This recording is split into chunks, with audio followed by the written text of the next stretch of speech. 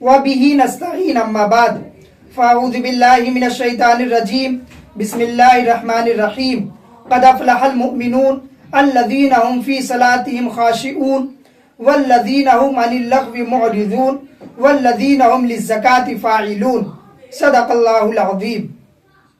بزرگان محترم اور برادران عزیز، ان آیات میں اللہ تعالیٰ نے فلاح یافتہ مومنوں کی صفات بیان فرمائی ہے۔ ان میں سے 2 صفات کا بیان ہو چکا ہے، تیسری صفت کا بیان چل رہا ہے کہ فلاح یافتہ مومن وہ ہے جو زکوٰۃ ادا کرتے ہیں۔ زکوٰۃ کی اہمیت اور زکوٰۃ نہ ادا کرنے پر وعید اور زکوٰۃ کے نصاب کے بارے میں گزشتہ ویڈیو میں تفصیل کے ساتھ عرض کیا گیا ہے۔ آج زکوٰۃ کے بارے میں چند مسائل بیان کرنے کا ارادہ ہے جن سے ناواقفیت کی وجہ سے ہم لوگ اس فریضے سے صحیح طریقے پر ادا نہیں کر رہے ہیں۔ یعنی آج کی ویڈیو زکوٰۃ کے چند اہم مسائل کے سلسلے میں ہے۔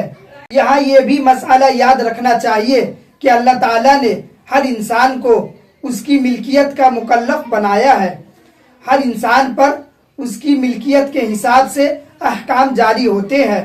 مثلا اگر باپ صاحب نصاب ہے تو اس پر زکوٰۃ اس کی ملکیت کے حساب سے واجب ہے۔ اگر بیٹا بھی صاحب نصاب ہے تو بیٹے پر اس کی مال کی زکوٰۃ واجب ہے۔ اگر شوہر صاحب نصاب ہے اور بیوی بھی صاحب نصاب ہے تو شوہر پر اس کے مال کی زکوٰۃ واجب ہے اور بیوی پر اس کے مال کی زکوٰۃ واجب ہے۔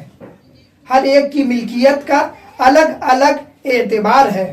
بعض لوگ یہ سمجھتے ہیں کہ گھر کا جو بڑا اور سربراہ ہے، چاہے وہ باپ ہو یا شوہر ہو، اگر اس نے زکوٰۃ نکال دی تو سب کی طرف سے زکوٰۃ ادا ہو گئی۔ اب گھر کے دوسرے افراد کو زکوٰۃ ادا کرنے کی ضرورت نہیں۔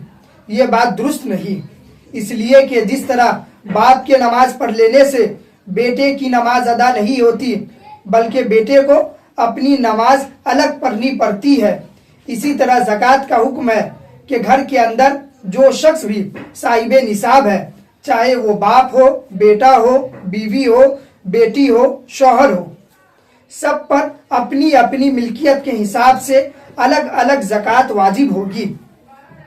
البتہ ایک اور مسئلہ جس میں لوگوں کو بکثرت غلط فہمی رہتی ہے وہ یہ کہ زکوٰۃ اس وقت فرض ہوتی ہے جب مال پر سال گزر جائے۔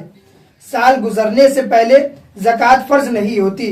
عام طور پر لوگ اس مسئلہ کا مطلب یہ سمجھتے ہیں کہ ہر مال پر الگ الگ سال گزرنا ضروری ہے، حالانکہ یہ مطلب نہیں، بلکہ سال گزرنے کا مطلب یہ ہے کہ آدمی سارے سال صاحب نصاب رہے۔ مثلا کسی شخص کے پاس یکم رمضان المبارک کو 10,000 روپے آ گئے، اب یہ شخص صاحب نصاب ہو گیا۔ اب اگر سال کے اکثر حصے میں اس کے پاس ان میں سے 6,000 روپے موجود ہے یا 6,000 روپے کی ملکیت کا زیور رہا ہے یا مال تجارت رہا ہے تو وہ صاحب نصاب ہے۔ اگر درمیانے سال میں اس کے پاس اور روپے آ گئے تو اس پر علیحدہ سے مکمل سال گزرنا ضروری نہیں، بلکہ اگلے رمضان کی پہلی تاریخ کو جتنی رقم یا زیور یا مال تجارت ہوگا اس پر زکوٰۃ واجب ہوگی۔ مثلا یکم رمضان سے 2 دن پہلے اس کے پاس 10,000 روپے اور آ گئے تو اب یکم رمضان کو اس 10,000 روپے میں بھی زکوٰۃ واجب ہوگی۔ اس پر علیحدہ سے سال گزرنا ضروری نہیں کیونکہ وہ شخص پورے سال صاحب نصاب رہا ہے، اس لیے اگر درمیان میں کوئی اضافہ ہو جائے تو اس پر الگ سے سال گزرنا ضروری نہیں۔ ایک مسئلہ یہ ہے کہ کن چیزوں میں زکوٰۃ فرض ہوتی ہے۔ زکوٰۃ ان چیزوں میں فرض ہوتی ہے: نمبر 1 نقد روپے، چاہے بینک میں ہو یا گھر پر ہو یا کسی کو قرض دیا گیا ہو۔ نمبر 2 سونے چاندی اور زیور پر بھی زکوٰۃ فرض ہے، چاہے زیور استعمال ہو رہا ہو یا یوں ہی رکھا ہوا ہو، اور وہ زیور جس کی ملکیت میں ہوگا اس پر زکوٰۃ فرض ہوگی۔ اس معاملے میں بھی ہمارے معاشرے میں بڑی بدنظمی پائی جاتی ہے۔ گھر میں خاتون کے پاس جو زیور ہوتا ہے اس کے بارے میں یہ واضح نہیں ہوتا کہ یہ کس کی ملکیت ہے، کیا وہ عورت کی ملکیت ہے یا شوہر کی ملکیت ہے۔ شرعی اعتبار سے اس کو واضح کرنا ضروری ہے۔ مثلا شادی کے موقع پر عورت کو جو زیور چڑھایا جاتا ہے اس میں سے کچھ زیور لڑکی والوں کی طرف سے چڑھایا جاتا ہے اور کچھ زیور لڑکے والوں کی طرف سے چڑھایا جاتا ہے۔